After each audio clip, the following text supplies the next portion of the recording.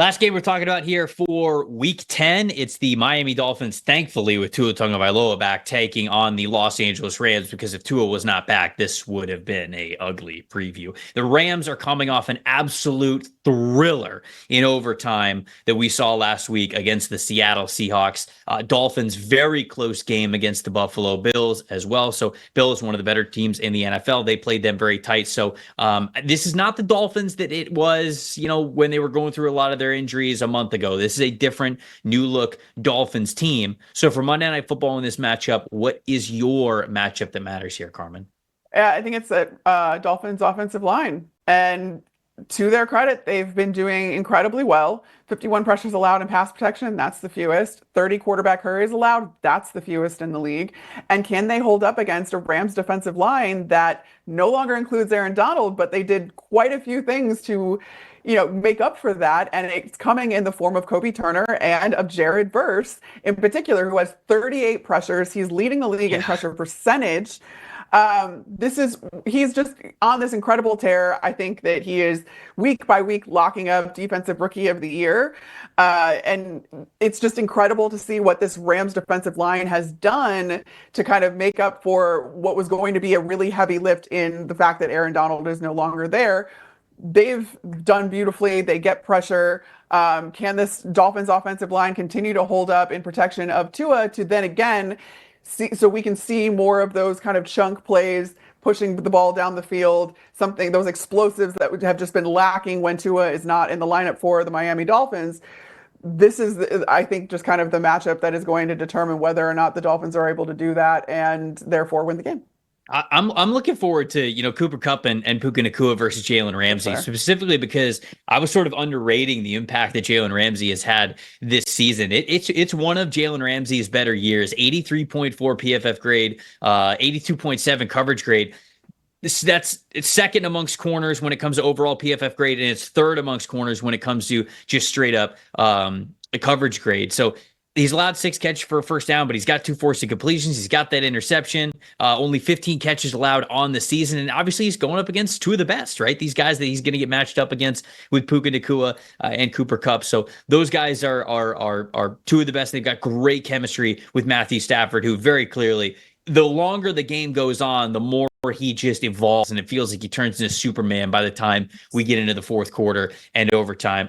Do the Rams play the Chiefs this year? Because if they do, I mean, that fourth quarter is going to be the most must-watch television of all time, because it's going to be quarterbacks that the ball's not going to hit the ground once, and it's just going to be insane throws. That's the level of talent that we're talking about. Matthew Stafford playing at that level with as much experience as he has.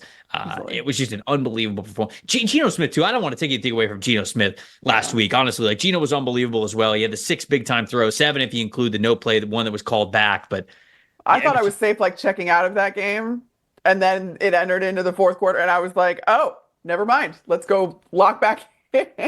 Dave so far was telling me that the Chiefs do not play the Rams, so guess we'll have to wait for the Super Bowl if we want to match up like that. Which, holy cow, again, Stafford Mahomes Super Bowl fourth quarter, that would truly be the entire world watching the 2 best go at it. But I think that matchup between the best offensive play callers too.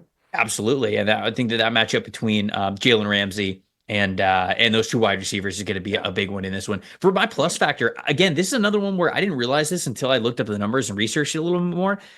I was going to kind of go with Tyreek Hill, but Tyreek Hill even kind of had a big game last week. And all right, it hasn't been necessarily a vintage, like Tyreek Hill totally takes over the game. But then I'm looking down the list, and Jalen Waddle, -4 receiving yards in this game. What are we doing? And I looked at Jalen Waddle's receiving yards overall. He's on pace for career lows in every single category. Targets, receptions, receiving yards, touchdowns, everything. Jalen Waddle is on pace for career lows. We got to get that guy going, right? You've got to be able to match the 2-headed monster that the Rams have. You have one of your own, but it feels like that hasn't been the case. And obviously, there's been reason for that with Tua out of the lineup for most of this season, but he is back, and last week it was not good enough with Jalen Waddle. So he's got to be a lot more involved in this offense. They've got to get him going just as much as they have to get Tyreek Hill going. So that is my plus factor here. Let's get Jalen Waddle on the right side of things through the second half of this season. Yeah, and that's why my plus factor didn't call out any specific player, but it was again those big time plays over 20 yards. And I don't care how you do it, and you should absolutely get Jalen Waddle more involved in that. But it's something that the Dolphins were obviously lacking. They have the fewest plays gaining 20 or more yards in the league still, which at 18. But they have had five such plays in the last two games since Tua came back. So that's a better rate as far as pushing the ball down the field, trying to get those chunk plays.